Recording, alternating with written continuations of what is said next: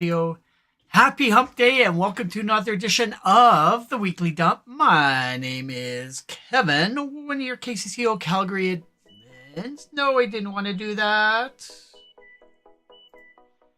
And we are starting off on such a great note here. So I just wanted to do this instead of actually playing a video for you. So yeah, we are going live tonight and going to be telling some scary stories. Found a website with some really good short stories that will definitely make your skin crawl. But before we actually go and do that, I want to say hello and thanks for joining me tonight. But we definitely do need a drink to go along with some of these stories. So let's head on down to the bar and make ourselves a beverage. And you have seen this before on the show, and it is very good. It is a Ghostbuster. Seeing as we are in the spooky season, and decided to wear my Ghostbusters Ghost Trap t-shirt today. So let's head on down and make ourselves a beverage, and then we can come up and tell some spooky stories. So just to get you into the mood, let's get your taste buds tempted with some delicious beverages. We'll see you downstairs.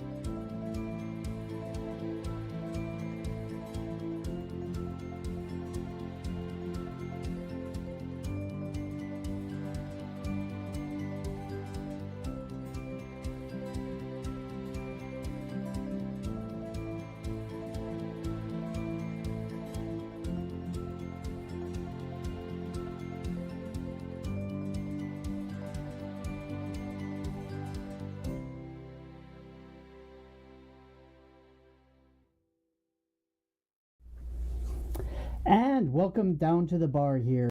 I think we may have some technical issues going on, so I don't know whether you can actually hear me. So we're going to be making this drink very quickly and there so that we can use the good computer for this. So as I've told you before, the Ghostbuster has been on the show before.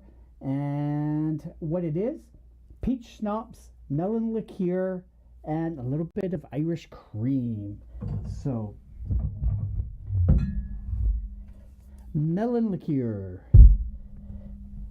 peach schnapps, and that's going to be in a container of ice. We have a bunch of ice cubes in here, so we will be mixing it up there, and then we'll be doing a drop of Irish cream into the middle of it. So with that, where are we here? We are doing 1.5 ounces of peach schnapps, 1.5 ounces of melon liqueur. And is so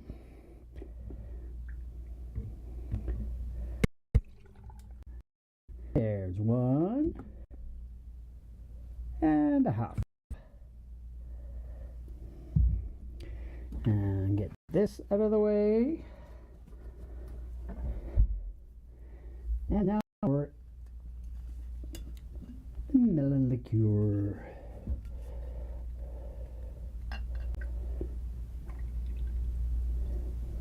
One and a half. And we'll put this off to the side so we don't knock it out.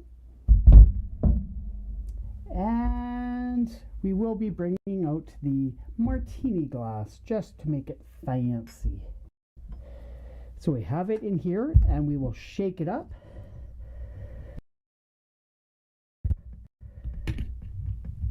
There we go. So we'll give it a little shake.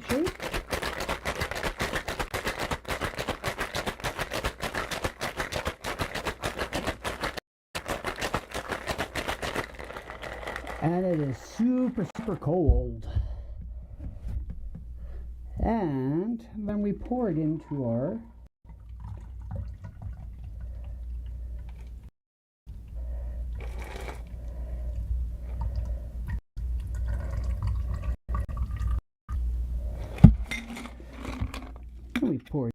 container, also known as a glass, and just to make it tempting. And then here, rather than pouring it in, because last time I poured in too much, I'm just going to put it into a shot glass, and you're only supposed to use like 5 or 6 drops. So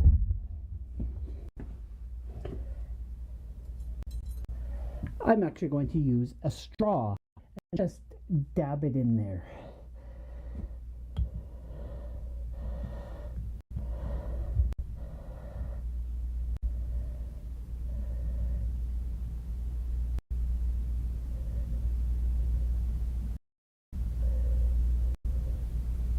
So that was a couple of drops. Let's do a couple more.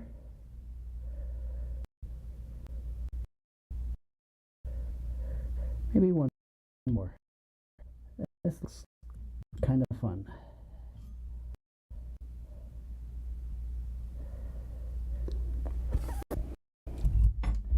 And yeah, you can actually see it quite a bit better.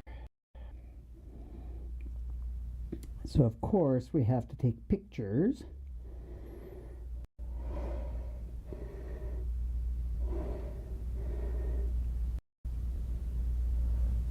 And I know this is going to taste amazing.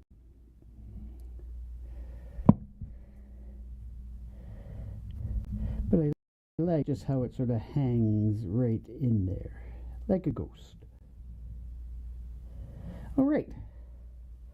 So with that, I'm going to say cheers to everyone and have a little sip. So cheers.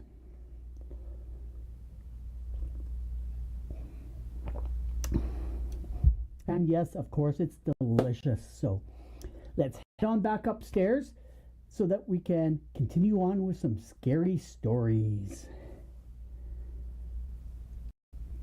We're here.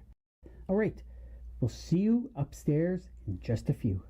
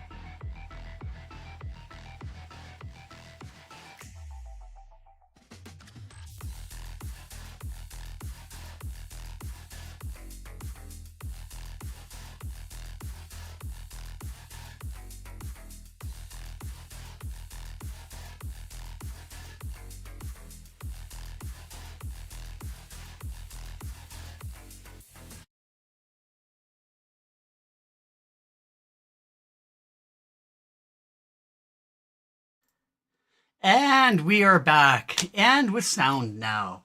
So I'm back up with my beverage here. So cheers to everyone who's sticking around and having a good, wonderful hump day. So cheers.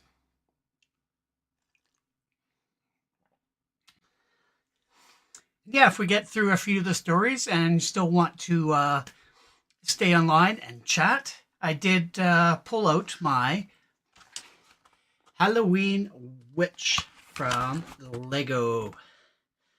So made it last year, but I think this year I might make the cat just to be a little bit different, or maybe even the dragon. So looking forward to putting that together. And yeah, why don't we just jump into the stories?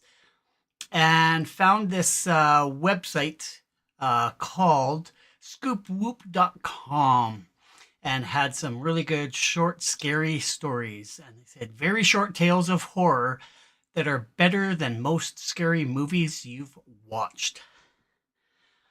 So these are scary short stories on a subreddit on Reddit, and we had to share it with our readers. So if you're looking forward to a night of sleeplessness, read on, it says. So I'm going to share these with you. And this is from Bad Out of Hell 821, and it's called This New Old House. We bought an old house, my boyfriend and I. He's in charge of the new construction, converting the kitchen into the master bedroom, for instance, while I'm on wallpaper removal duty.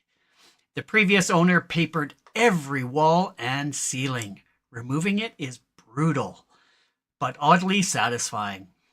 The best feeling is getting a long peel, similar to your skin when you're peeling from a sunburn. I don't know about you, but I kind of make it a game of peeling, on the hunt for the longest piece before it rips.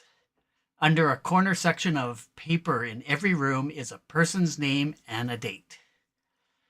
Curiosity got the best of me one night when I Googled one of the names and discovered the person was actually a missing person.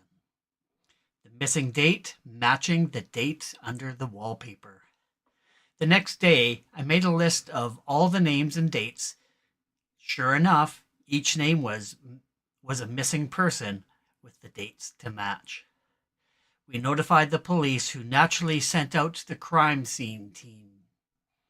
I overheard one tech say, "Yep, it's human." Human? What human? Ma'am, where's the material you removed from the walls already? This isn't wallpaper you were removing. So doesn't that just make your skin crawl?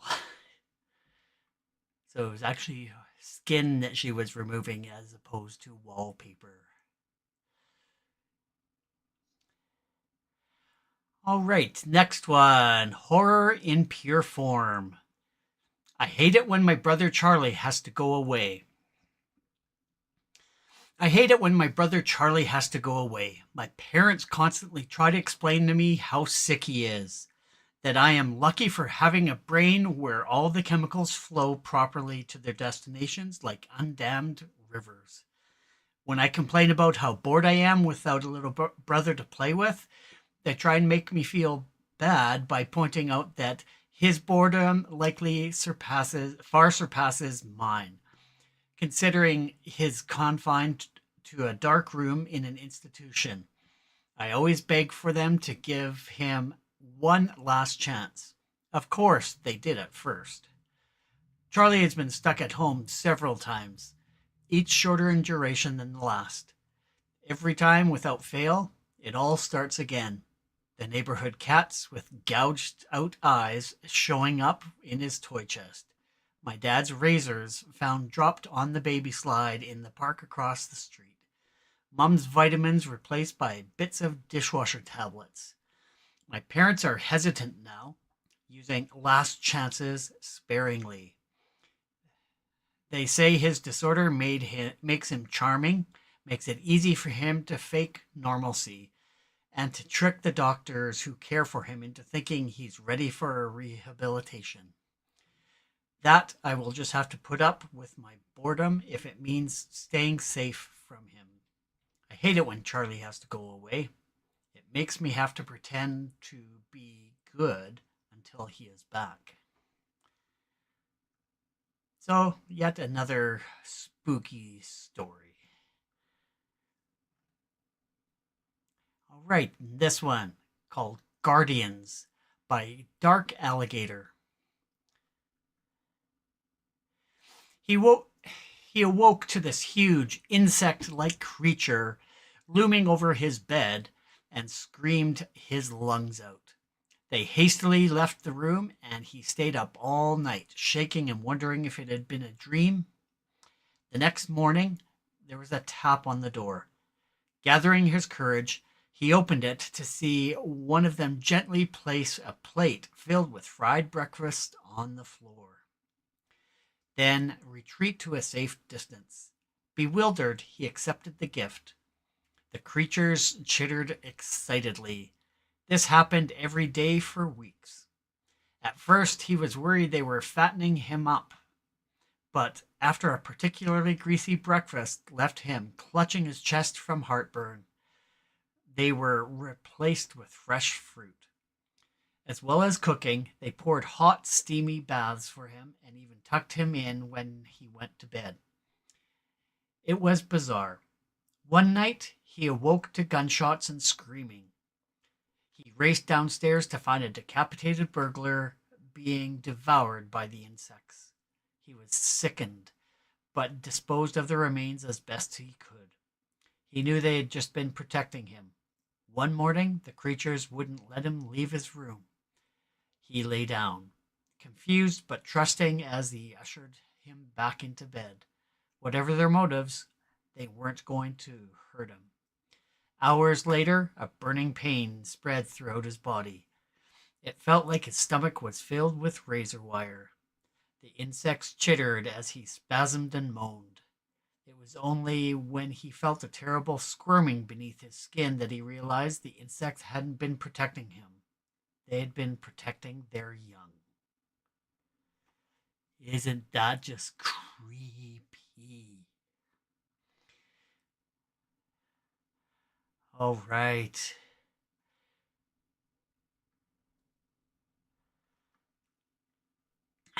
All right. The First Day of School, Seeing Red by Zenri Howe. So this one looks very interesting. Everyone loves the first day of school, right? New year, new classes, new friends. It's a day full of potential and hope before all the dreary depressions of reality show up to ruin all the fun. I like the first day of school for a different reason, though. You see, I sort of have a power. When I look at people, I can sense sort of an aura around them, a colored outline based on how long that person has to live. Most everyone I meet around my age is surrounded by a solid green hue, which means they have plenty of time left. A fair amount of them have a yellow orangish tinge to their auras, which tends to mean a car crash or some other tragedy. Anything that takes people before their time, as they say. The real fun is when the auras venture into the red end of the spectrum, though. Every now and again, I'll see someone who's basically a walking stoplight.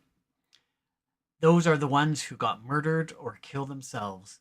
It's such a rush to see them and know their time is numbered.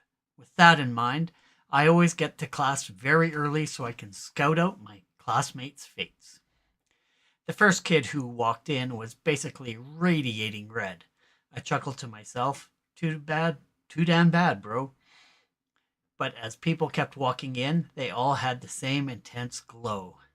I finally caught a glimpse of my rose-tinted reflection in the window, but I was too stunned to move. Our professor stepped in, locked the door, his aura a thickening shade of green. So, those are some pretty freaky freaky stories so far. All right. This one is from Real Science 87. My daughter learned to count. My daughter woke me around 11:50 last night. My wife and I had picked her up from her friend Sally's birthday party, brought her home and put her to bed. My wife went into the bedroom to read while I fell asleep watching the Braves game. "Daddy," she whispered, tugging my shirt sleeve, "guess how old I'm going to be next month?" "I don't know, beauty," I said as I slipped on my glasses. "How old?" She smiled and held up 4 fingers. "It's 7:30 now. My wife and I have been up with her for almost 8 hours. She still refuses to tell us where she got them."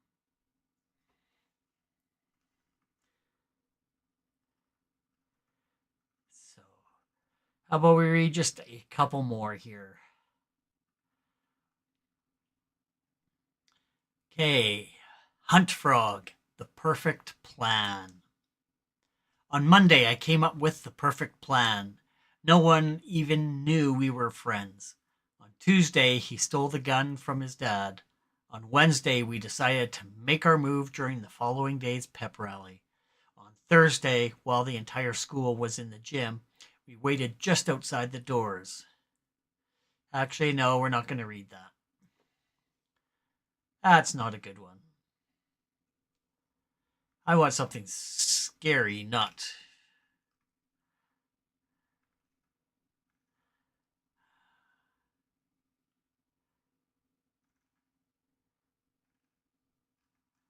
All right, I think I'm going to call it because some of these other ones, they're just not as spooky as and scary as that original first one was. Hmm. Yeah, so, all right, I'm going to end it here. And